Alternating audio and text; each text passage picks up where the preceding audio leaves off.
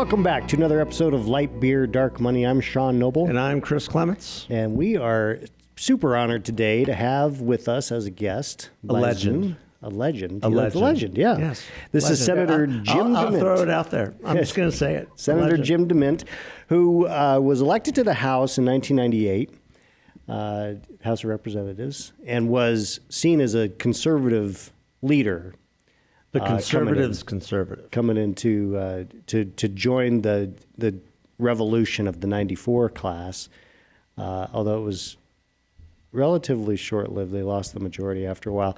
But he then went on to become senator in 2004, and then left being a senator to go and run Heritage Foundation. Yeah. And then a few years later, started Conservative Partnership Institute. Welcome, Senator. Thanks for being here. Thank you for having me. It's good to be with you. Well, we're honored to have you. Tell us a little bit about. We can go way back, but let's start with CPI. Yeah. Right? I mean, let's start with what you're doing right now. I mean, we can talk about Heritage a little bit, but I remember when CPI was starting. It was you and Brett Bernhardt, and you're meeting in this little room over on the House side of the Capitol.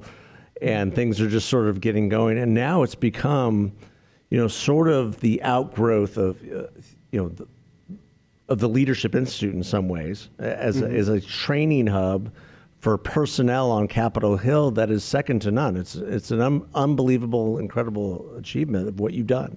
And in such a short period of time. Well, there are a lot of aspects to CPI, but one of the things I discovered after being in the private sector, in the House and the Senate, and then spending a lot of time trying to elect new people, particularly to the Senate, that once good people got to Washington, there was really no support for being a conservative. As a matter of fact, it was very punishing if you did what you campaigned on, like try to cut spending, stop the growth of government. Very punishing. And so I realized after working in a think tank for a little while that it wasn't information that was the problem. It was that there was really no support system. So I took the best staff that I'd ever had in the House and the Senate. We started a conservative partnership to create that support system and help build a conservative movement. A big part of it was just training staff, because I saw how important it was to have staff that knew how the place worked. It's important in the House. It's even more important in the Senate. So we teach parliamentary procedures. We teach how the budget process and appropriation process works, things like the Farm Bill, just help staff to learn how the place works, and that empowers their members. But we also created other assets for members of Congress. We've got a media studio that a lot of, if you see people in the Freedom Caucus on Fox or Newsmax or something else, they're probably doing that from our studios, because we just found that many times they were meeting in our building. Freedom Caucus meets in our building every week. Instead of having to go across town to do an interview, they could walk downstairs and do it. And having more of a media presence is part of how we build a movement. We also tried to get all these conservative groups on the same page. Almost every week we issue some what's called a memo from the movement that all these groups sign, and it's usually in support of something that the conservatives are doing inside Congress. So from building the movement on the outside to supporting it on the inside, we just know that the people who work with us have been in the arena. Our board of directors have actually been staffers in the arena. That's who we wanted. We didn't want just people who on the board who just gave money. We wanted them to know what it was like to be in the fight. And so CPI has become, I think, the hub of the conservative movement. In a lot of ways, we've helped to start a number of other groups, such as Stephen Miller's America First Legal. We helped Ben Carson get his group started, Russ Vote. And so we incubate other groups with great talent instead of just growing larger ourselves. Our whole concept is built around the word partner. We don't compete or try to duplicate what other people are doing. We partner with others to make sure it gets done.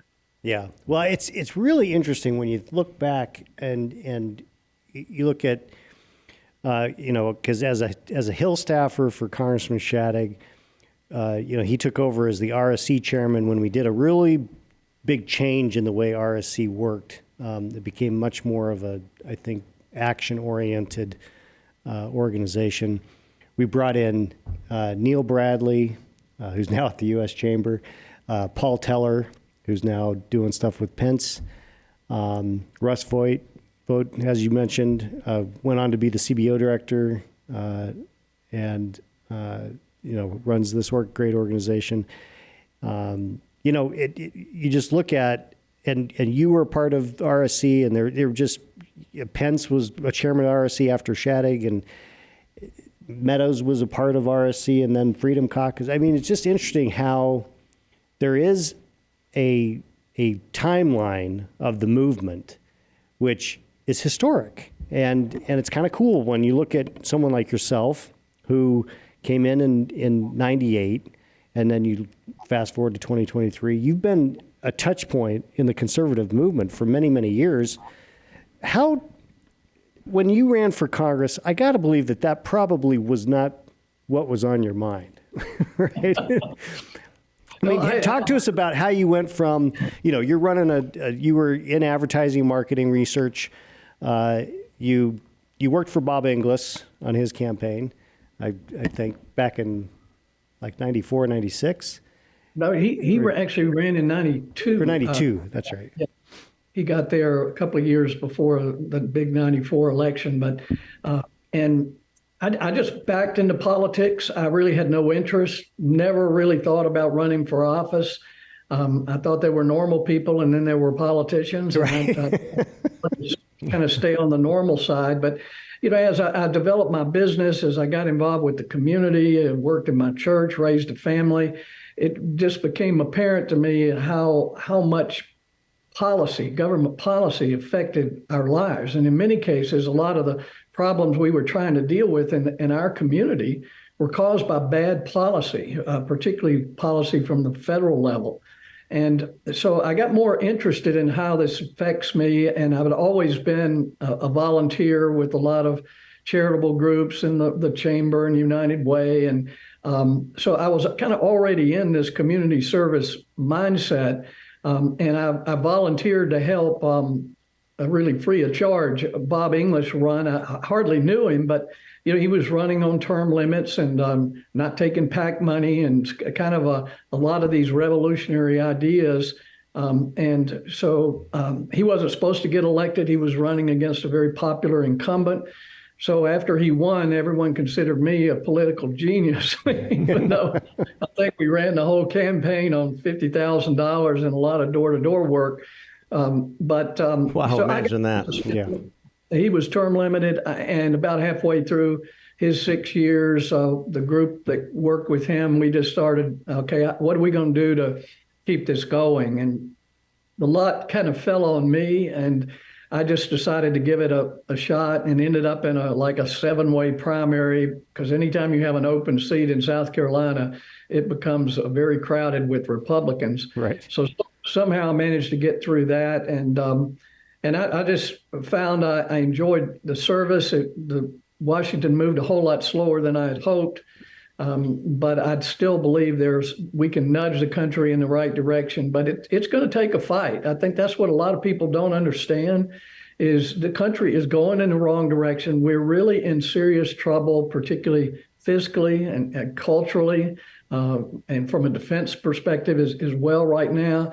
And you can't change it without a fight because the status quo has its advocates, and they're all around Washington as well as all the state houses. And so if people think that you can go and actually save this country without a very ugly fight, they shouldn't be running for office right now because they make you look real bad, just like they did the Freedom Caucus guys during the speaker's fight. They made it look like they were the problem. But the fact is they were fighting for something to make the House work better. And they stood their ground and they got what they fought for. And now Democrats and Republicans are taking credit for a more open process in the House. I was just going to say that we did a podcast on that with Congressman Biggs. And, And one of the things that we were talking about was there's going to be a lot of Democrats who are going to like this more open and transparent process too, and they're probably secretly rooting for the conservatives to get what they need. Yeah. Well, but they got beat up. A lot of, some of them were called, and some of their donors said they'd never give to them again. And then we've had donors tell us if we're going to be associated with the Freedom Caucus, they're not going to give us money, but they're usually people who wouldn't give us money anyway. So Right. you just have to decide if you're going to go along with the system or you're going to fight it. And most people don't have the stomach or the will to really just take the abuse. And that's part of what we want to do, is make sure that if you're up there fighting, that there's somebody that's got your back. And that's my passion right now, is to get the backs of those who are willing to fight for this country. Yeah, well, and you come by that honestly, because you were a fighter in the House. You were obviously a fighter in the Senate. You were alone a lot of the time. I mean, maybe it was you and Coburn, but that was probably it. I mean, he was a true believer. But when you went to Heritage, I think you probably learned pretty quickly. You already knew, but even after being at Heritage, and I think you started Heritage Action, got that going, and got a lot of criticism for that. Yeah, because Heritage was actually taking the fight, to use your words, out into the population, and trying to pick winners and losers. Yeah, is that a valid assessment? Well, it is, and just that. I mean, you're just going to have to put some horsepower behind it, and it's kind of hard to mix that with the think tank model. But think tanks alone, they were started when there wasn't an internet and it was hard to get information. Pretty much, I can get the best of every think tank in a few minutes with an intern sitting at a computer now. So putting all your resources there now does not make a lot of sense. But we're creating a campus, two blocks from Capitol Hill, and we've got places where there can be office space for these new groups we start and others who want to be part of this coalition. Texas Public Policy has its Washington office and our campus, and the whole idea is just to create more critical mass, so it'll be cool to be a conservative. I mean, we have a retreat that one of our donors actually gave us, that we can take staff, give them a day or two of intensive training and help them build a camaraderie and network with each other. And by training all these different staff, we have allies in almost every Republican office now. And some of these conservative staffers end up in some of the not so conservative offices, and that helps move these members in a positive direction too. So I feel like I'm making more of a difference than I ever have before. But it's a fight, and particularly with this administration and this Justice Department, I mean, they're after us all the time. I mean, a lot of our folks have had to deal with subpoenas and threats, and it's just not easy. But that's something all of us know. If we're going to save the country, we're going to have to be willing to roll up our sleeves and start throwing some punches. Yeah, I think that's a really interesting point, because it is a contact sport, and it's never been more challenging to be engaged in the fight than it is right now, because it can be frustrating with how vitriolic it is in comparison to years gone past. But I think it's more important than ever, because, as you point out, I mean, the country is further along in the decline than we've been in generations, and if maybe ever, and it is a deep concern. What advice do you give to people? I mean, we have a bunch of listeners who are involved in politics, but we also have a bunch of listeners who just kind of passively listen to politics. But what advice would you give to people as they think about how they can make America a better place? I mean, you live up to the Reagan ideal of a shining city on a hill, and that we are a place of freedom and prosperity. Yeah. Well, we need to remember, and I'm afraid a lot of people use this word democracy a lot, that America's not a democracy and never intended to have a national government and a popular elected president. A lot of the action is at the local and state level, and that's why we helped start State Freedom Caucus Network, and that's why we work with a lot of state policy groups. I would just encourage people, Arizona is a critical state for the country. We've got to do more to fix the election system there. And we've got to make sure that good people are engaged in the process. I mean, it always amazes me to find out how many good Americans don't bother to vote, particularly those in Christian churches. I mean, this is a spiritual battle. I think we're starting to see an attack on a Christian faith because there are some morals, there are some right and wrongs, and a lot of people don't like that type of accountability.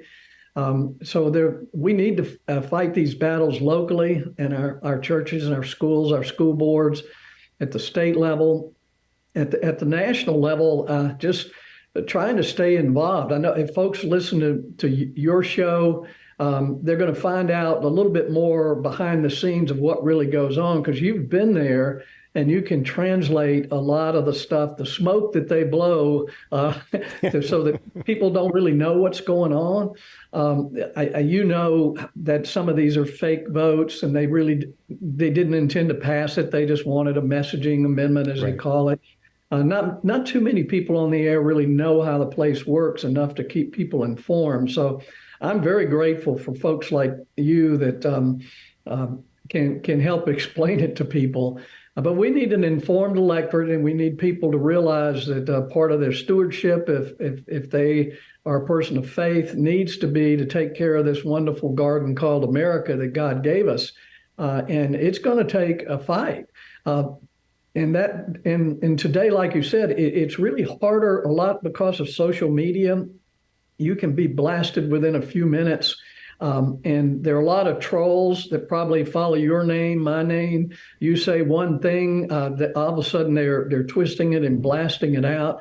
They can do a lot of damage to an individual, but I mean, you at least have a microphone, and which is a platform to fight back. You know, I've got a little bit of a platform as a senator in what I do now. So it's just hard for a private citizen, particularly a student at a university, to take the risk of speaking the truth and get hammered by these trolls. It doesn't take very many of them to make your life miserable. And I think that's what's happening to a lot of people, is that they're intimidated, they shut up. A lot of corporate CEOs are just rather, they want to manage the risk, so they go with the woke rather than what they know is right. We've got a big hole to dig out of. I'm encouraged after generations of schools teaching the wrong thing and what's going on in corporate America, what's going on in the media, that you've still got about half the population that's going to vote for more conservative, traditional American type of candidates. So America has a heart for freedom, and I think all we need to do is try to get the truth out.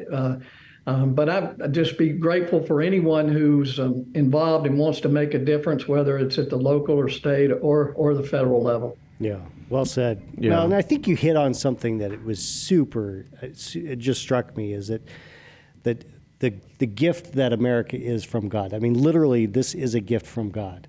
And we have an obligation to do what we can to protect it. But what you're saying is a radical statement in today's world. I mean, some people will see it as radical, especially what happened this week in Nashville. Yeah, it's a hugely radical statement, because there are people in this world who absolutely want to reject that idea, and they're trying to steer the country against that idea completely, down to its very core. And it's guys like you, Senator, and organizations like CPI and others who are, trying to stand athwart of history, to use, a paraphrase of William F. Buckley. And so how do we, where do we go from here? How do we fight those battles, both in the schools and the culture? Because when you have something like what happened this week, and the spin that's happened this week towards, the untruth, it can be discouraging to conservatives. Number one, like, how do we fight this battle? Yeah. No, well, it is discouraging, and if you get in the fight, you're always going to hear whispers that you're overwhelmed, the odds are against you. There's no end game. But part of stewardship is just to be faithful. You're not always called to win, and I've certainly lost a lot of the battles myself. But occasionally we're surprised. We get a victory. We move things in a positive direction. We certainly saw under the Trump administration that his policies proved a lot of the conservative common sense ideas actually make life better for every American, despite what we've been hearing from the left. And that's the whole idea of conservatism to me, is just preserving those things that work, that make life better for everyone. And that to me seems like a reasonable thing for all of us to go out and try to discover what are those ideas, how do we preserve them, how do we make them work for future challenges.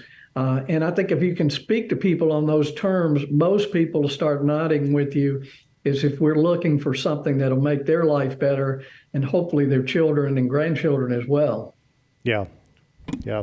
Well, and it is an ongoing battle. And your talk about the trolls, I think one of the things that we have to do is just accept that they're going to be out there, but we need to push back. There aren't as many as we would think. And so much of this are bots as well. Yeah, and being fearful of it is not a a good strategy. What, Senator? I appreciate your time, and we've got to wrap this up. But one thing I wanted to ask, just as and maybe it's a little bit of levity, but what is the best memory you have from being in either the House or the Senate, and then what's the funniest experience that you had? And maybe it's the same thing. I think the funniest, and I kind of knew it would happen sooner or later, is that I was led by my staff over, I think, of this big meeting in the Capitol Hill Club. I was supposed to go address this group. They led me into the room. I went up to the front to speak, started speaking, and someone came up and whispered to me I was in the wrong meeting. And so I'm glad I finally got that over with, because I kind of knew it was going to happen sooner or later with the way you rushed around. I think one of the most fun things I ever did, and our CEO now is Ed Corrigan. He used to run the steering committee, and he was on the floor with me, and we started fighting this amnesty bill that Bush actually pushed. And we only had like 2 or 3 people who were standing with us. They just said we had no chance of winning because we had a Republican president. All the Democrats were going to support it. They said it had border security like they always do, but it didn't. All it did was create an amnesty bill for then and in the future. So we were fighting that and using all the procedures we could. We had offered an amendment, and they were going to table it. But suddenly, and we worked out the strategy, they didn't have enough votes to table this particular amendment. And what it meant is that they couldn't go any further with the bill. And I was on the floor. Harry Reid was there, and all of a sudden he realized it was checkmate. Basically, he could not, and he had to pass a particular amendment in order for the Republicans to the moderates were going to vote for it if they got this amendment. It was kind of a fake amendment, but they had all pledged they weren't going to vote for this amnesty bill unless it passed. But they could not pass that amendment. They needed 60 votes to do it. And so there I was looking across at Harry Reid, and I always kind of appreciated him because he's an old boxer. He didn't stab you in the back. He always just hit you right in the face. Right. And so I was used to losing to Harry, but he just kind of had his head down. One of his staff whispered in his ear. He just looked up across at me and he smiled. And they kind of adjourned for the day. It may have been for the week, but we won that battle. We stopped that bill.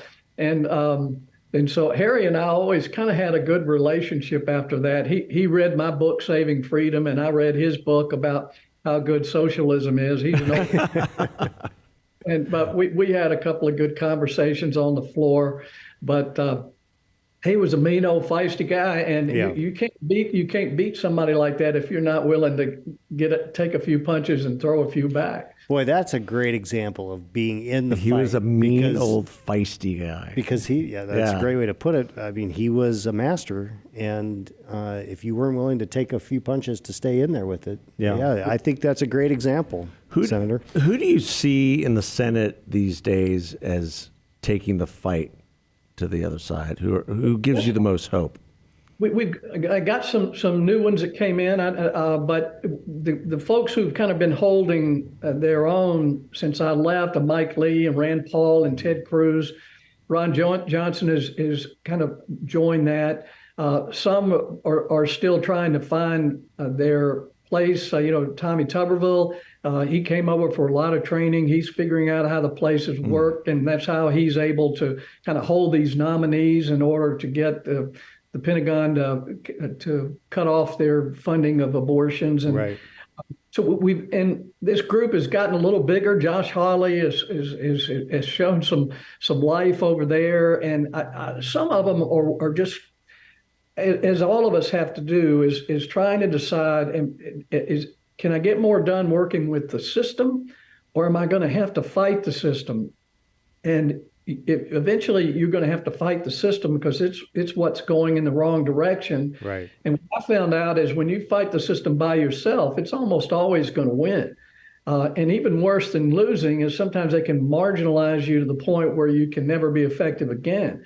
And so I want to make sure when they go into fights, and they're doing this more and more, they're signing up to kind of go in together, kind of like the Freedom Caucus does. Right.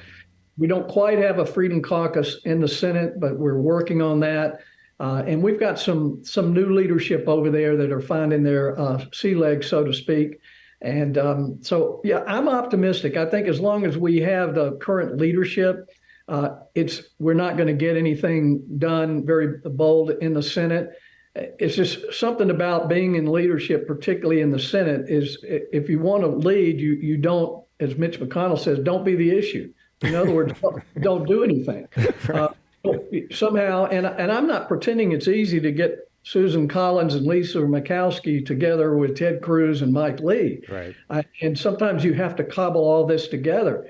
But the fact is, the whole time I was there, we tended to dumb down what we did as Republicans to meet Olivia Snowe and the others who were really on the Democrat side.